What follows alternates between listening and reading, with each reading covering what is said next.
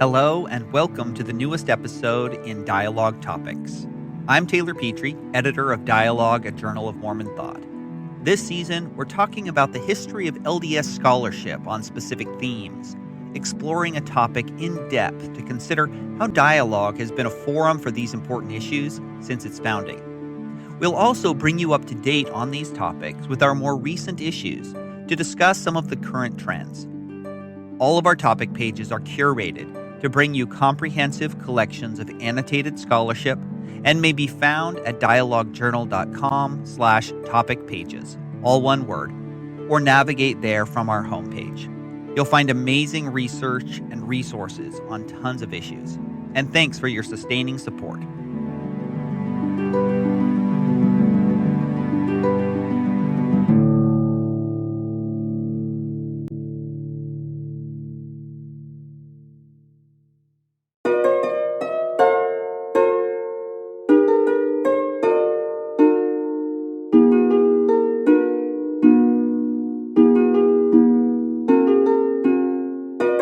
This month, we're looking at the history of scholarship on the Book of Mormon. There was so much content on this that I had to decide to break it up into two episodes. Part 1 in this episode will cover through the 1990s, a key moment of a real fissure in Book of Mormon scholarship, while Part 2 in next month's episode will go over the 2000s to the present. The Book of Mormon is easily the most important product of the Restoration. It's a narrative that starts in Jerusalem in 600 BCE, a little more than a decade before Jerusalem is sacked by the Babylonians. The protagonist, Lehi, is a prophet enjoined to take his family to a promised land, which ends up being on the American continent. Two of his sons factionalize into the Nephites and the Lamanites, who are locked in a battle for much of the book. But the principal story is about how this group prophesied of Jesus Christ before his birth, and were visited by him after his resurrection. It then tells the story of the destruction of the Nephites and the rise of the Lamanites in the last days, who would come to know Jesus Christ through this record.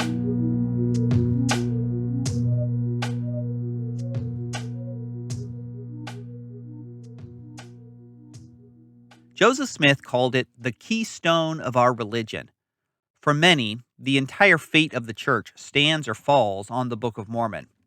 This means that one of the key questions has been whether it is a historical record or a product of the 19th century.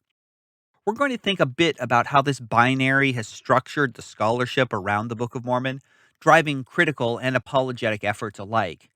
And there have been many efforts to break this impasse. The nature of the Book of Mormon has also been bound up with another of Joseph Smith's translation projects, the Book of Abraham.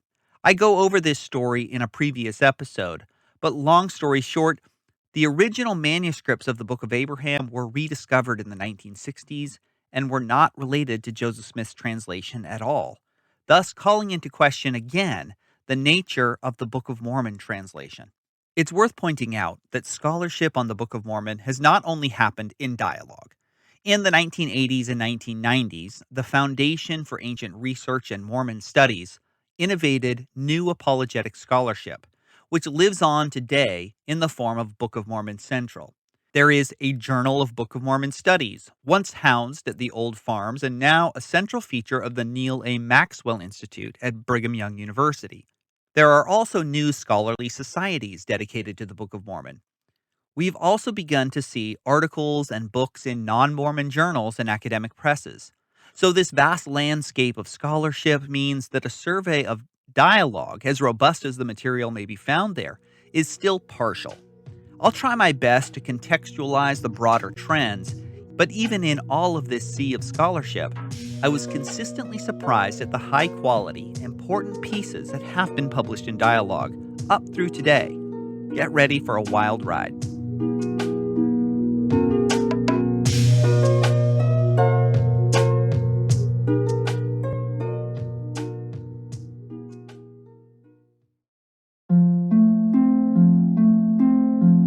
Act 1. Setting the Scene. Dialogue is founded in 1966, but it isn't until 1968 that we see the first article dedicated to the Book of Mormon. But Book of Mormon scholarship was undergoing some pretty serious innovations already before that time. A couple of important figures and trends to mention. First is B.H. Roberts, a leading intellectual in the early 20th century who began to take seriously criticism of the Book of Mormon. Next is Sidney Sperry, a BYU professor trained in biblical studies at the University of Chicago, also in the early 20th century. He'd written a number of important articles talking about how historical critical biblical studies intersected with the Book of Mormon, from its use of Paul and other New Testament material to 2nd Isaiah and more. The other is Hugh Nibley, a classicist trained at UC Berkeley, who began writing in the 1950s articles that set the Book of Mormon in an ancient Near Eastern context. This culminated in the 1957 Priesthood Manual for use in the entire church, An Approach to the Book of Mormon by Hugh Nibley. Back then, before anonymous correlated manuals, the church commissioned trained scholars and intellectuals to write the curriculum. Anyway, these major trends of thinking about the Book of Mormon in a critical historical context, primarily to defend it and even vindicate its historicity, were already exciting established trends long before dialogue came on the scene. But the first article published in Dialogue actually takes a different tack. Wilson Douglas's 1968 article, Prospects for the Study of the Book of Mormon as a Work of American Literature, comes at the book in an entirely different way. You'll recall that Gene England, one of the founders of Dialogue, came from a literature background, and literature scholarship was an important part of this new endeavor of Dialogue. Wilson was a non-Latter-day Saint scholar of literature and a relatively important scholar of the period. He talked about how the Book of Mormon is difficult to read. Its concerns are not the concerns of the 20th century readers, but it's nevertheless important and deserves serious study by scholars of American literature. He suggests that scholars begin with theologically neutral textual criticism, now a robust field in Book of Mormon studies, but then non-existent. He then suggests myth criticism as a framework for analysis. But he says this is just the beginning. A brief comment on this. Literary approaches have always been a small subset of the scholarship, but have grown increasingly important in Book of Mormon studies. Still, I recall sitting in a Harvard seminar room with Richard Bushman, speaking to various scholars, making the case for the Book of Mormon as a work of American literature. This conversation was weighty, but one missionary who happened to hear about the talk and come visit then bore his testimony that it was not an American book, but an ancient one because of chiasmus. It was an awkward moment that illustrated the resistance within some quarters of the LDS community to including the Book of Mormon as an object of study, and probably reinforced concerns that such scholars in the room might have harbored. So, more than 50 years after Wilson's plea, this remains a controversial appeal. In the summer of 1969, a new article examined an interesting, initially promising approach to New World archaeology, a project that included Latter-day Saints interested in locating a context for the Book of Mormon. But in the mid-1960s, there was a broader popular theory in non-LDS circles of ancient contacts between the Near Eastern and American peoples. A roundtable in this issue examines some of these early efforts.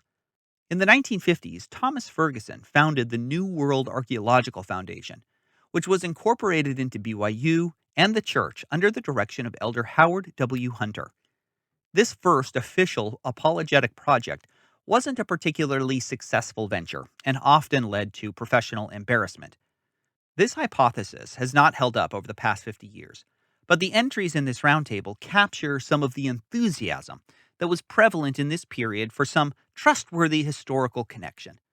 Still, there were some important long-term outcomes for this project. But what might surprise readers is how much myth-busting is going on here, even in the 1960s, challenging the amateurish ideas that had often taken hold in LDS circles. One of the earliest important figures here is John L. Sorensen. In his first dialogue entry, he lays out the hypothesis of a Central American anthropological and archaeological context for the Book of Mormon, and he draws a number of parallels from pyramids to incense to sacrifices that link the Book of Mormon peoples to those of the ancient world. In fall of 1969, there were a few more entries. Robert E. Nichols Jr. wrote Beowulf and Nephi, a literary view of the Book of Mormon. He notes the same challenges to the literary scholar, the lack of a source text and of a text critical edition of the Book of Mormon. But still, he attempts to offer a literary reading of 1st and 2nd Nephi, perhaps the first one ever. He concludes, quote, "The Book of Mormon remains a challenging critical prize, undoubtedly the major prize of 19th century Americana, perhaps the chief prize of the literature we call English." That call for a textual study of the Book of Mormon finally came to fruition in 1977. Stan Larson was the first to offer a text critical study in Textual Variants in Book of Mormon Manuscripts. Since then, so much more has been done, especially by the backbreaking work of Royal Skousen, to establish a workable text critical edition. But Larson paved the way by looking at the 146 pages of the original manuscript, held mostly by the LDS Church, the 464 pages of the printer's manuscript, held by the RLDS Church, as it was known then, and others. Larson worked for the Translation Services Department of the LDS Church and was an important figure in 1970s Book of Mormon scholarship. Now, textual variants were well known in theory. Anti-Mormon literature, including that of Gerald and Sandra Tanner, had frequently noted the substantive changes to the text, not only in early manuscripts, but also in later printed editions. Apologists had engaged these arguments, but there hadn't really been a systematic study. Larson divides them into 4 categories: corrections of mistakes, clarifications, corrections that were better left unmade, and mistakes in the manuscripts. He works through about 50 textual variants here between the original and printer's manuscripts. So the bulk of scholarship in the first decade or so of Dialogue's treatment of the Book of Mormon was laying the foundation for a literary approach, one that was especially interested in the text as text, in narrative criticism, and more. The apologetic arguments with anti-Mormons and the failed archaeological approaches were given some small attention, but Dialogue authors, LDS and non-LDS alike, were making a different case for the Book of Mormon as a work of important and even great English literature. But the schism in scholarship was only just heating up.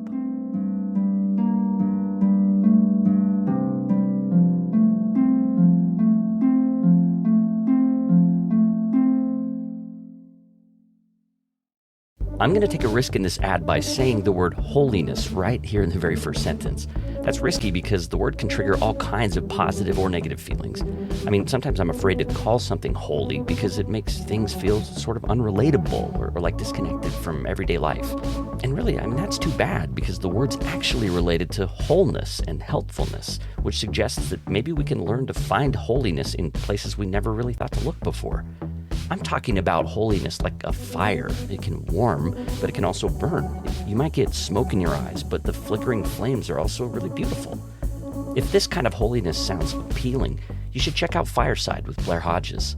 It's a podcast featuring writers, artists, and activists who can help expand your concept of holiness to include the gritty, earthy stuff of everyday life. Come fan the flames of your curiosity at Fireside with Blair Hodges, part of the Dialogue Podcast Network. Available at firesidepod.org and wherever you get your podcasts. Dialogue Podcast Network.